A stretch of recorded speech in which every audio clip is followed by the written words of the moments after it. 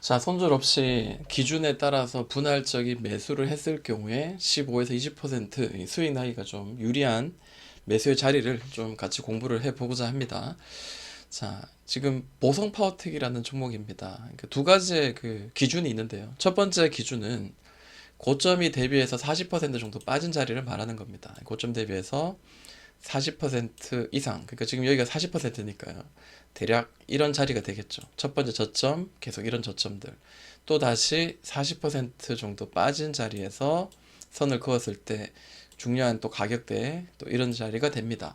자, 이런 40% 이하에서 역배열로 쭉 단봉의 캔들이 빠지다가 거래가 동반되면서 나오는 첫 번째 15% 이상의 캔들을, 네, 우리는 이걸 기준봉이라고 부르도록 하겠습니다. 이 기준봉은요, 잠시 이 하락을 멈출 뿐만 아니라 이 들어온 돈으로 의해서 큰 변동성이 만들어지고 또 혹은 여기를 잘 지지하다가 다시 또 추세를 전환할 수 있는 또 좋은 기회가 될 수 있습니다만, 때로는 한 번 박스를 그리고 한 차례 더 이런 하락을 주는 경우도 있습니다.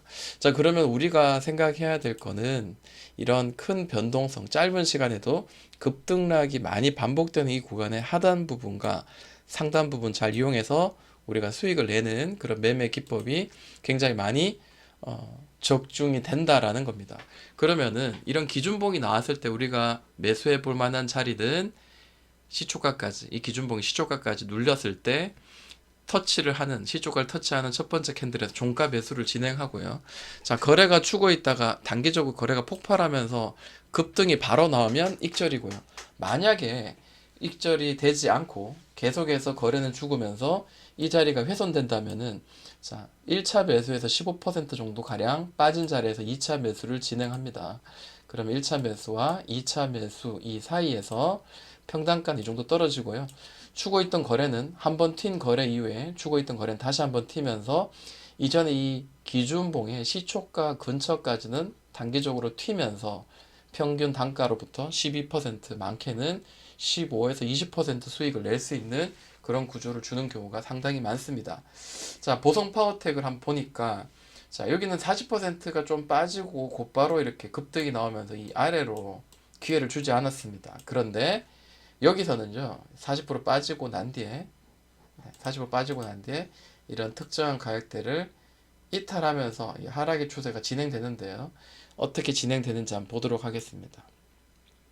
자, 떨어지다가 저점 여기고 또 저점 여기가 되는데, 지금 현재 이 캔들이요, 거래가 살짝 실리면서 고점까지 16.34%의 상승을 보여줍니다. 네, 여기가 되겠죠. 자, 이때는 이 보송 파워텍만 오른 게 아니고 이 이 원전에 관련돼 있는 그런 테마들이 한꺼번에 같이 움직였습니다. 그러면은 같이 움직일수록 더 이 수급은 더 우리가 믿을 수 있는, 좀 더 신뢰할 수 있는 거래량 그리고 캔들이라고 할 수 있겠죠. 그러면은, 자, 이 캔들의 시초가 그리고 어제 캔들의 몸통을 메우는 자리까지 선을 그어두고, 자, 이 자리에서 1차 매수를 진행합니다. 선을 이렇게 한번 그어 놓을게요. 자, 1차 매수를 진행을 하면, 자, 급등 그리고 거래가 죽으면서 가격은 눌러주고 난 뒤에 다시 슈팅이 나오면서요, 이 자리에서 매수를 하고 난 뒤에 불과 하나, 둘, 셋, 넷, 뭐 5, 6일 만에 15.7%의 수익을 줍니다. 근데 제가 처음에 아까 이야기했던 건 20%도 수익이 가능할 수도 있다라고 했는데요. 자, 이거를 잘 보셔야 돼요. 우리가 매물 때 지지와 저항을 전혀 무시할 수 없는데, 일단 지지가 많이 나온 자리가 대략 한 5,500원입니다. 자, 이 자리까지 열려 있긴 하나, 일단은 이 잡전에 만들어주는 첫 번째는 고점, 두 번째 튀면서 나와준 고점, 이런 자리든 단기적으로 계속해서 고점의 역할을 할 가능성이 상당히 높습니다.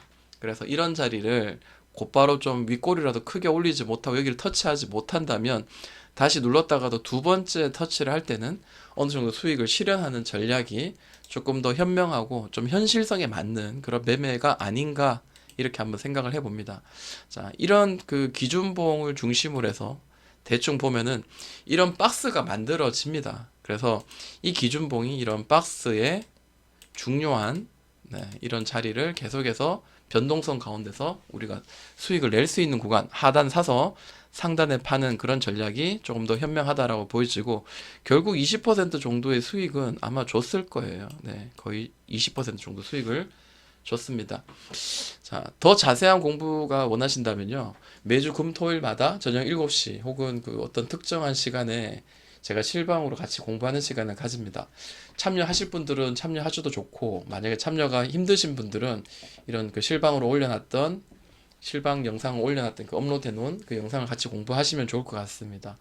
자, 저는 주식에서 이렇게 완벽하게 무조건 수익 낸다는 없습니다. 근데 이렇게 내가 매수했을 때 가장 유리한 자리를, 기준을 만들고 그거를 찾아내고, 그리고 그거에 대한 맞는 대응을 했을 때 우리 수익을 나는데 좀 더 유리할 수 있는 그런 자리에서 우리가 매매할 수 있다. 이렇게 한번 정리를 해 봅니다.